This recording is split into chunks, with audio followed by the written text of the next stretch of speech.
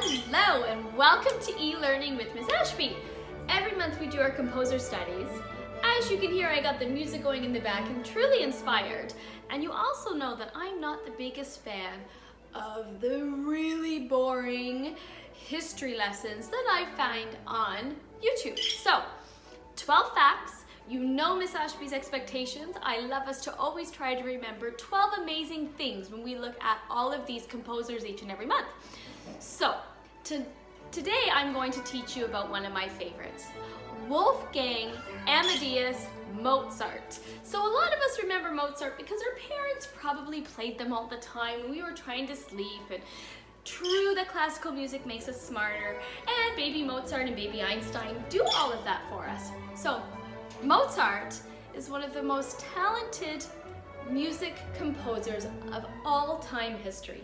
So was he as wild and as crazy as Beethoven was? No, but he accomplished the most in such a short amount of time. So get your pen and paper ready and let's do Mozart Miss Ashby style, okay? So the great composer Wolfgang Amadeus Mozart, one of the greatest composers of all history. He was born in 1756, that's a really long time ago, and he was born in Salzburg, Austria. So he is an Austria composer. He died at the age of 35, only 35 years old. Shame. Not really a long life, but he accomplished the most. So he was only 35 years old, and this guy was next level amazing and accomplished more than anybody else in that time. When we think of the 1700s, we think of classical music. So we do know that Beethoven came in at the end of the classical music genre, and we do know that Beethoven really wanted to meet Mozart because it was one of his all-time music idols. So we do know that Mozart was in the hub of the classical music era of music history. So Mozart was born 1756. His dad was a musician as well. He played the violin, songwriter, and he was a music teacher. But his mother was also into music. And then he had an older sister who played a harpsichord.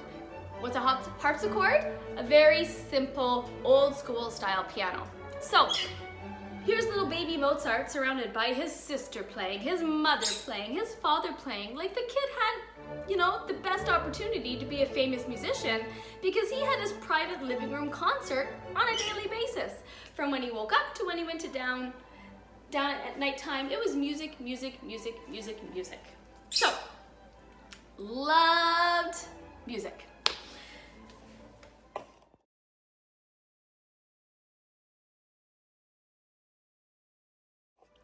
So, Mozart had the older sister, and it was him.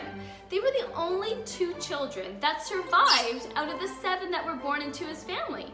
So he was strong and mighty right off the bat, and he was deemed to be successful right from the get-go, but he did lose 5 brothers and sisters, and him and his sister were only the 2 survivors in his families. It was very difficult times back then.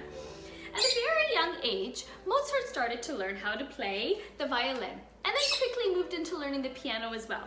By the age of 6, he was composing his own music. So most of us are learning how to write our name. He was writing full out songs and pieces at that time. So music was just in his blood. He was ready to go at a very young age. Mozart's dad wanted to show him off. So Mozart's dad was an elite musician, and now he sees this talent in his son and it's like, oh, I'm gonna show him off. So from Austria, they actually had to travel horse and buggy. No, there was no planes.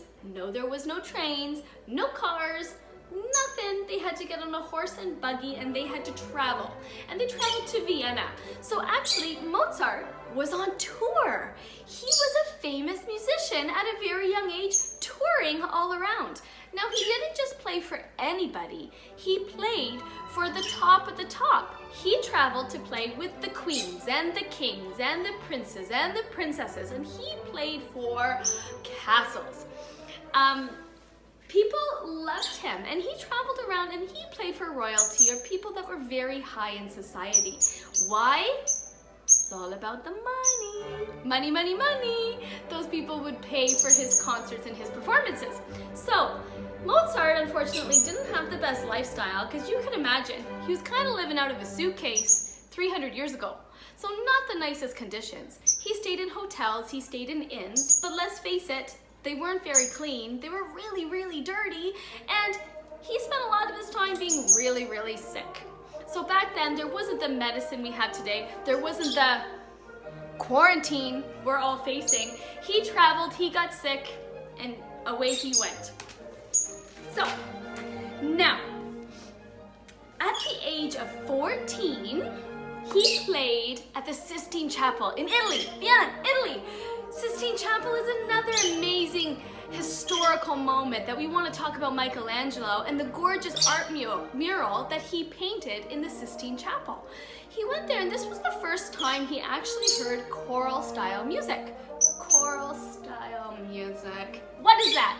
It's a choir, it is singing, and he was mesmerized by what he was hearing.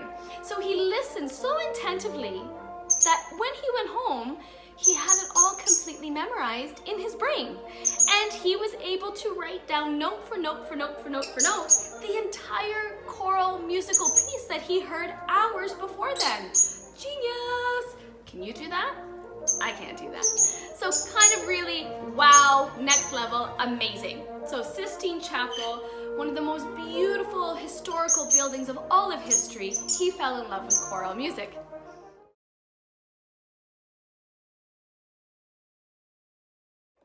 So now we're getting into his late teen years. We know that he was all over the place up until the age of 18 years old. Then he actually moved to Vienna. He fell in love with Vienna, he wanted to live there, and he stayed with a family. While he stayed with a family, they had a beautiful daughter, and that's right, he fell in love. So he fell in love with this young girl, wanted to marry her, but hold up, wait a minute. Dad was not having any part of it. He did not want Mozart to marry this woman, but we do know Mozart was extremely stubborn, and he did it anyway. So he married this woman, and they were very, very happily married. So now let's talk about why he was so amazingly famous. Can you imagine?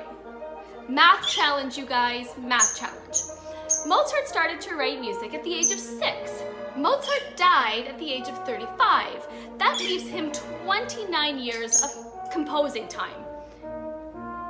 Unbelievable newsflash moment. He wrote over 600 songs. 600 songs. So I challenge you to do the math and tell Miss Ashby how many pieces did he write each and every year, because it's amazing. So the style of music that Mozart wrote was one of my favorites, is the sonatas. What is a sonata? We're going to talk about all of those right now. So a sonata is a solo piece. Most of the time, it was always written for the piano. We think of Rondo alla Turca. Write that down.